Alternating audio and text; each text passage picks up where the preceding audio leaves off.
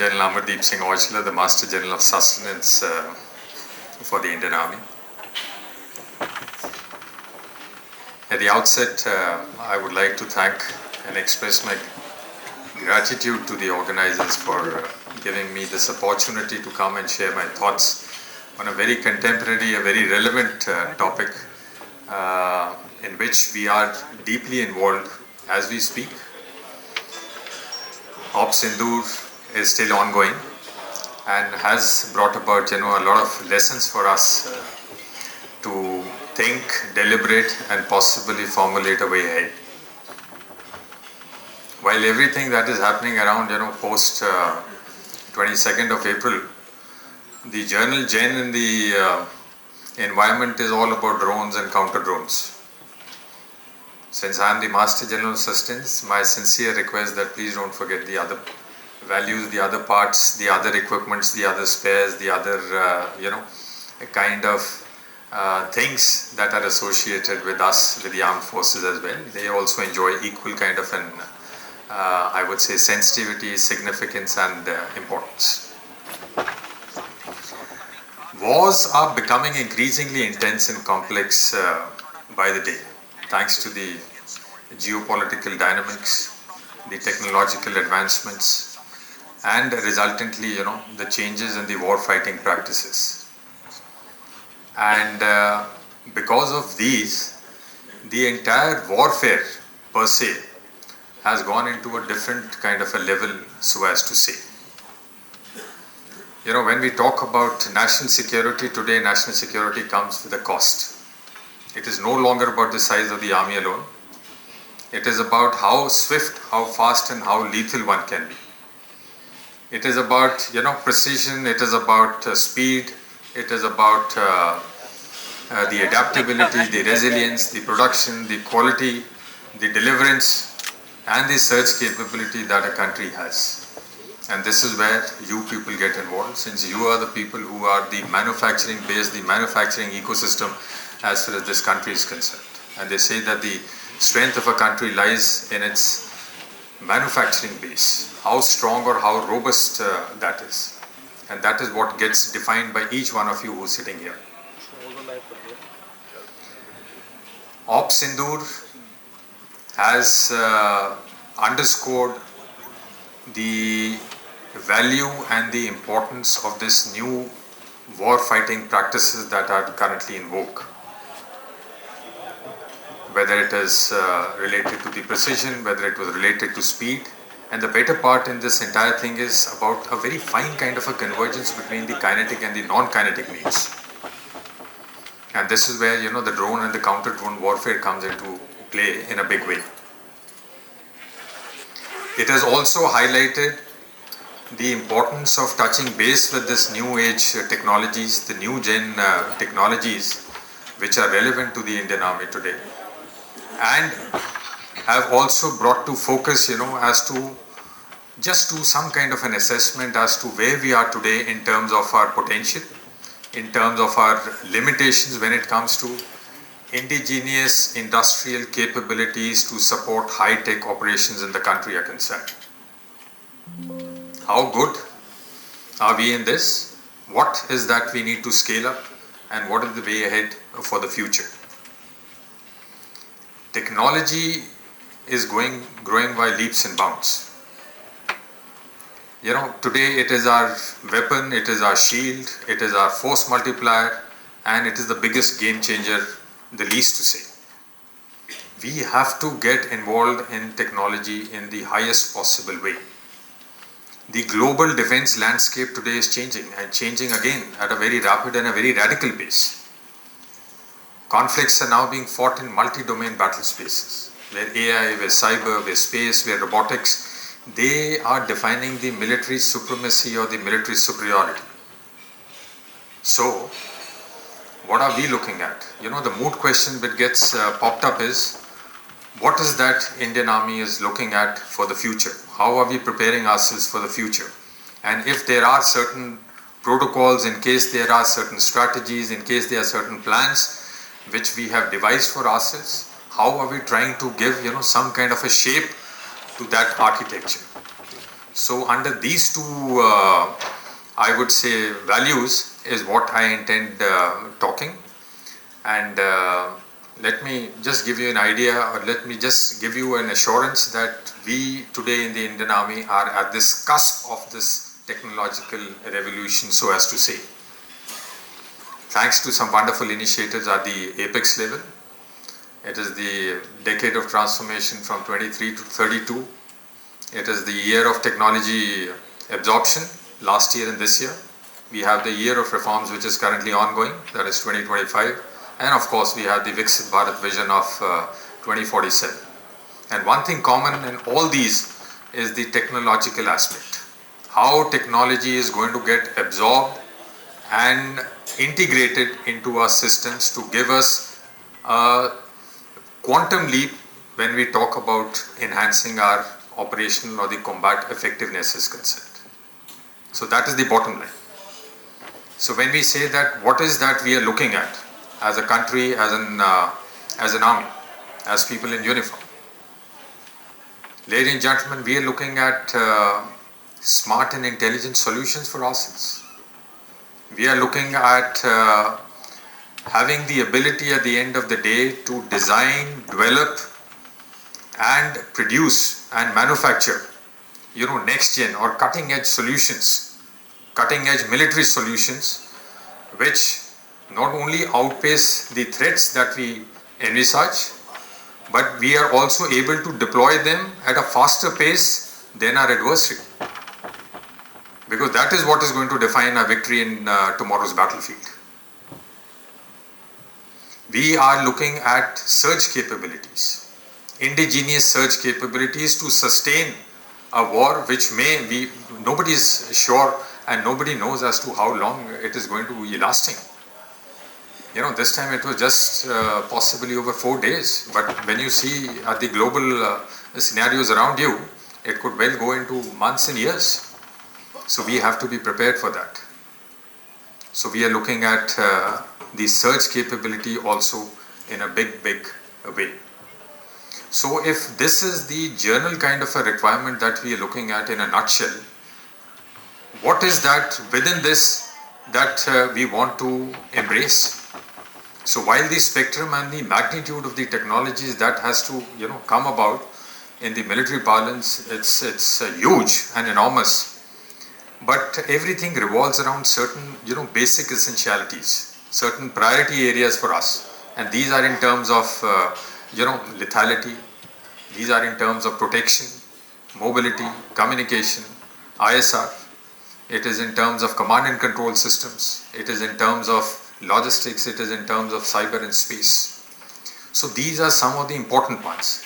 And the offshoots of these is what we intend, taking forward in the times to come. On certain things, we are already embarked on the journey, and on certain things are on the drawing board, and in certain things, we require a little bit of indulgence, investments, and cooperation and collaboration from the industry to see us through, to give us those definite kind of solutions for the future. So what are those things that we are looking at? Broadly, if we speak, today, when we look at the future, we are looking at lethality in terms of precision engagements. We are looking at, ISR. We are looking at the C4I, that is the command, control, communication, computers, and the intelligence. We are looking at the cyber space and the electronic warfare. We are looking at the soldier systems. We are looking at robotics and the autonomous systems in a broad kind of a fashion. So if I have to just give you some kind of a sneak peek into, some of the technologies that are very close to us, and where in our list of priority we do list them in the higher version, I'll touch base in the time which has been allotted to me on a few of them. And the first one is the artificial intelligence, the quantum and the autonomous systems. When we look at this particular avenue, we are looking at AI driven decision support systems for carrying out real-time threat analysis, for carrying out predictive logistics, and for operational wargaming. When we are looking at the quantum computing, we are looking at to address the next frontier as far as the cyber warfare is concerned. We are wanting to overcome the traditional encryption barriers, and we are wanting to ensure that we have a capacity and a capability where we can look after our very sensitive defense networks. So that is where the quantum encryption comes into place. And when we're talking about the autonomous systems or the autonomous bodies, the future battlefield is going to be largely, it will get influenced by these systems. They will define the dominance on the battlefront. That is when I say or talk about the autonomous systems, whether they are swarm drones, whether they are robotics, whether they are any other system, because the value or the importance and the significance of contact warfare is slowly diminishing. It is the non-contact type of warfare that is gaining prominence. And if that is gaining prominence, we got to have systems in various ranges, in various capacities, with various warheads and with various levels of degradation when we look at the future. And therefore, what we require is, or what we look at in this particular segment, is to establish a dedicated kind of an AI and a quantum research mission that is at the apex level, at the national level. And it has to be in collaboration with the industry, with the DRDO, with the startups. But the catch here is that everything that is done, ladies and gentlemen, it has to be 100% indigenous.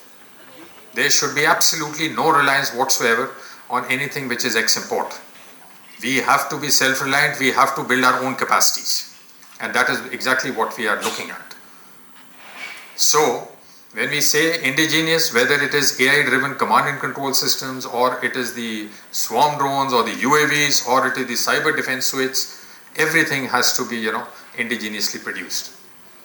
The second vertical of importance for us is the hypersonics, or the high precision strike capabilities. Here we are wanting to change the deterrence equation by ultra-fast and highly maneuverable weapon systems. Whether it is the hypersonic glide vehicles, the HEVs, or the 4th, 5th, 6th generation missiles. In addition, we've got a huge ammunition inventory, and that ammunition inventory today has a certain percentage of the dumb category. We want to change the dumb category and go into the smart category, into the smart variety. And here we're looking at the loiter ammunition or the precision guided munitions. Now this gives us a twofold advantage. Firstly, it reduces the collateral damage, and secondly, it enhances our the Army's surgical strike capabilities. That is what we are looking at.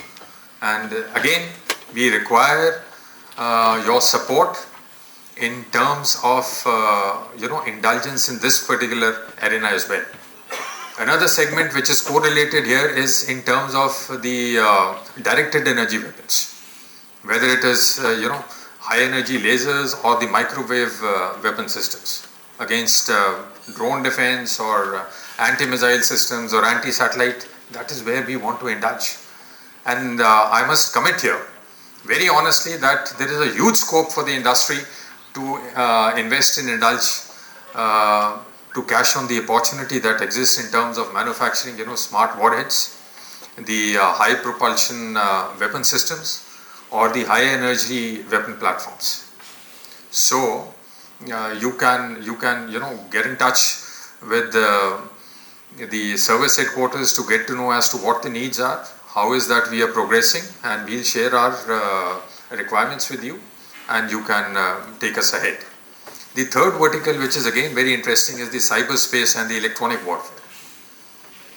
Because of the dynamics of the warfare that is unfolding in the manner in which it is, there is definitely a very urgent need to have a robust and a credible kind of an electronic warfare and spectrum dominance capability. Ladies and gentlemen, a cyber capability which is both offensive and defensive in nature, so that we can engage in proactive digital warfare of the future. And if you dovetail this with the anti-satellite systems and the space-based ISR dominance, it is a necessity, because at the end of the day, we have to exert absolute control over our space assets from any kind of an external or internal threat or interference. And this can only come if we have a very well embodied kind of a system which can give us this kind of a dividend. And here we are looking at some kind of an arrangement, some kind of a collaboration with the defense space and the missile development programs, so that the framework per se which is currently existing, that needs to be strengthened. Again, at the apex level, at the national level. Somebody has to control, somebody has to monitor, and somebody has to steer. So from the industry, in terms of this particular vertical, we are looking at the next gen cyber defense tools, the autonomous EW solutions, and resilient satellite systems, just to name a few. The fourth vertical, which is also very, very important to us, is the soldier innovation or the soldier systems.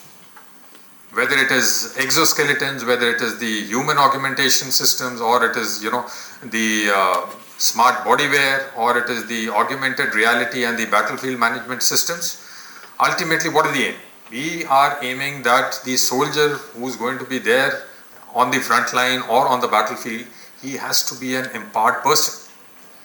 Whether he is involved in the contact or non-contact warfare is a separate kind of a thing. But this individual has to be an empowered individual in terms of agility, in terms of resilience, in terms of endurance. His combat effectiveness has to be of a level which is unmatched. And for that, we are looking at AI also to help us out. AI also to come in a big way, whether it is AI-driven helmets, whether it is the apparel, or it is the smart body armor, or it is real-time health monitoring within the system, within the clothing. It is very much possible today. The world over, globally, it is an existent kind of a norm. And when we talk about the augmented reality, I am looking at ability where I am able to give to every soldier a better and a very robust kind of and a very dynamic situational awareness program. Whether I use digital overlays or I use anything else, but his knowledge and his awareness about his surroundings has to be near perfect. Only then will he be able to exercise his capabilities and use the weapon system that he has in the rightful kind of a manner. And this is where the industry has to pitch in, from our side, that you have to get along with the academia, with the users per se, and get into this, the prototyping, the testing, and thereafter bulk production. Again, a huge scope. Another segment of importance to us is in terms of logistics, because that is mainly the charter that I look at it in a little more different kind of a manner. While we have a model in place, and it's a very workable model, it has sustained us over the last so many years, so many decades. But what is required, seeing the current dynamics, the current architecture, the current, I would say, the environmental progress which has happened, we need to give it an industrial orientation. We have to go in for adopting innovative methods. We have to absorb technology and technology in a big way. And when I say technology, it is about AI, it is about machine learning, it is about blockchain, it is about Internet of Things, it is about integrated platforms, it is about green and sustainable logistics, it is about enhancing our cyber security mechanisms, it is about having resilient supply chains, it is about advanced manufacturing techniques and technologies. Plethora, the magnitude is again enormous. But this is where we want to take assistance from each one of you, because you've been practicing all this for a while. And these good practices have to now get imbibed and have to be absorbed by us as well. And this is where we are looking at that we should focus only on the core issues as the service headquarters, or in service, or in uniform, and outsource the rest of the aspects to the industry, the experts, the visionaries, the luminaries. That is how we look at, in the way forward. So these were just a roundup of some of the major perspectives that I've spoken. I'm not touching the drones and the counter drones, because when I saw the program, the entire day is filled up with only that particular category. So I thought that let me be slightly different and not, touch upon something where everyone is going to be talking about. Till about 2 months before we launched or before we got into Ops Sindoor, everyone was used to talk, generally about AI.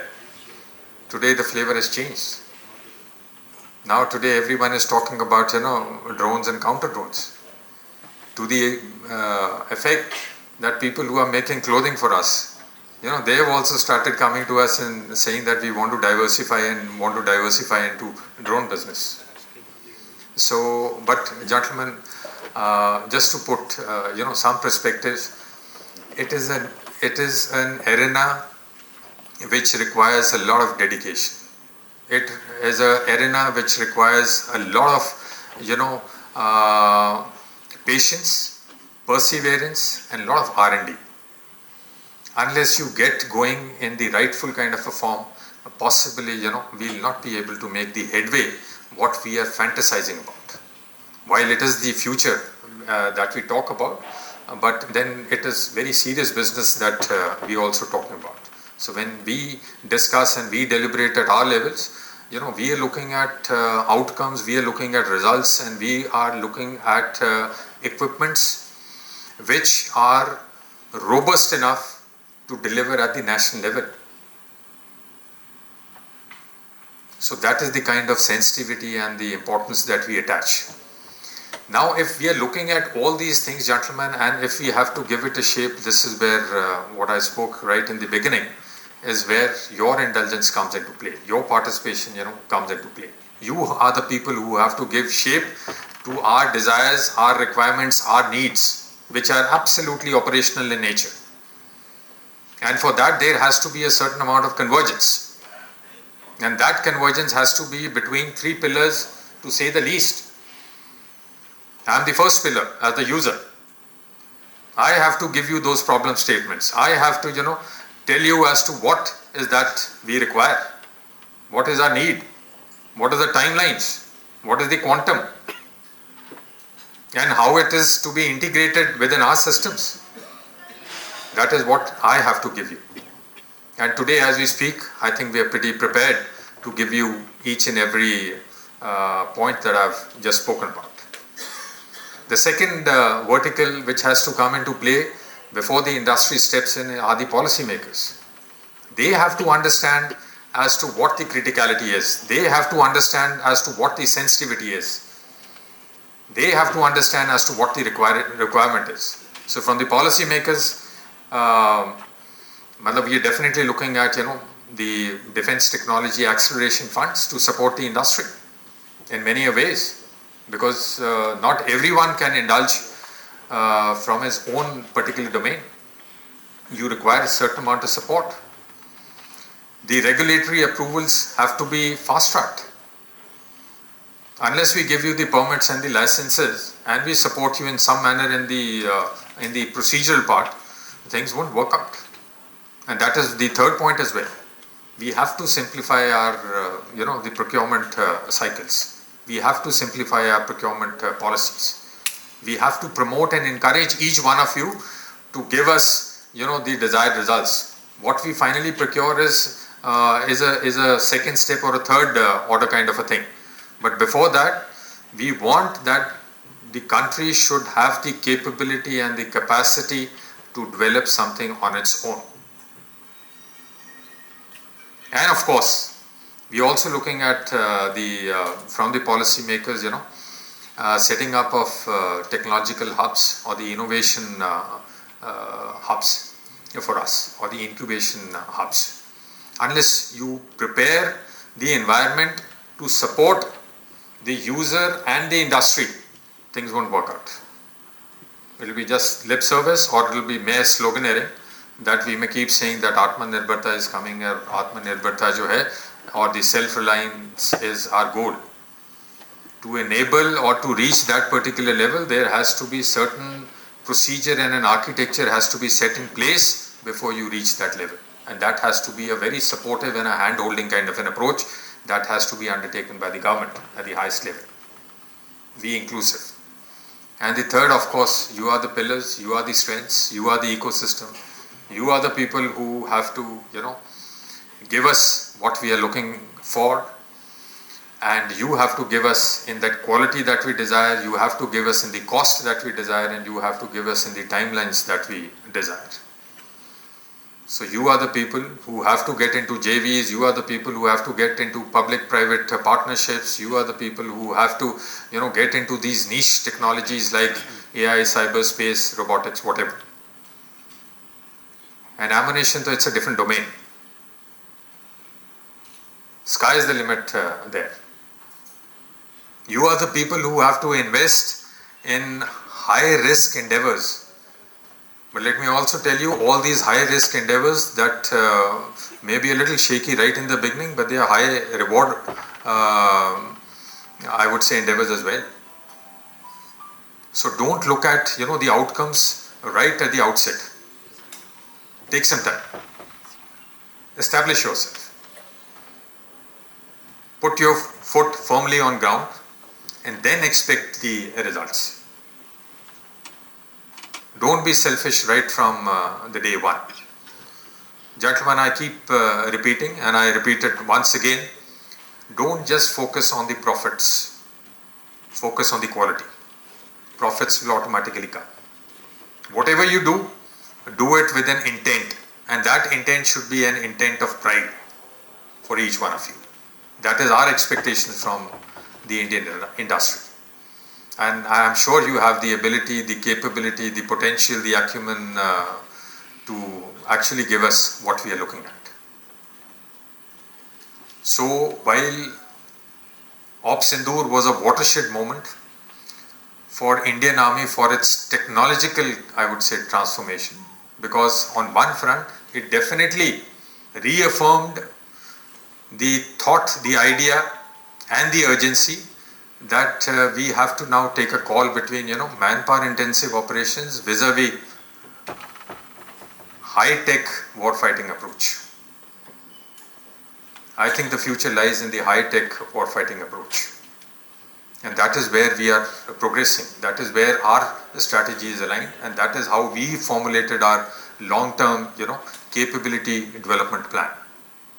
So if we have a structured approach, if we have focused capability development plans, and if we are in constant touch with the innovation ecosystem, I think the goal, the mission, the aim that we have devised for ourselves is very much achievable for us to become a very mature, a very, I would say, a robust, a very strengthened and a very potent army of the future. And when we say this, it comes automatically that we'll be automatically, networked, we'll be autonomous, we'll be precise, and we'll be indigenously empowered. And that is the bottom line. So, globally, the race for technological supremacy is already on. It has begun. And we as a country, we as a nation, can ill afford to be a passenger or just a transient. We have to, pick up the reins. We have to pledge to ourselves that yes, we will deliver, and we will align to the needs of the armed forces to deliver. So, gentlemen, it was just a very broad structured kind of an insight that I tried to give you as to what Indian Army is looking at. The hierarchy is here. You are most welcome to touch base with us anytime. People who are interested in whichever field you want to. We'll give you our needs, our problem statements, and let's work together in a collective kind of a fashion for the national cause. The situation, the environment, and the global dynamics, I think, require a very genuine, a very sincere approach from each one of us.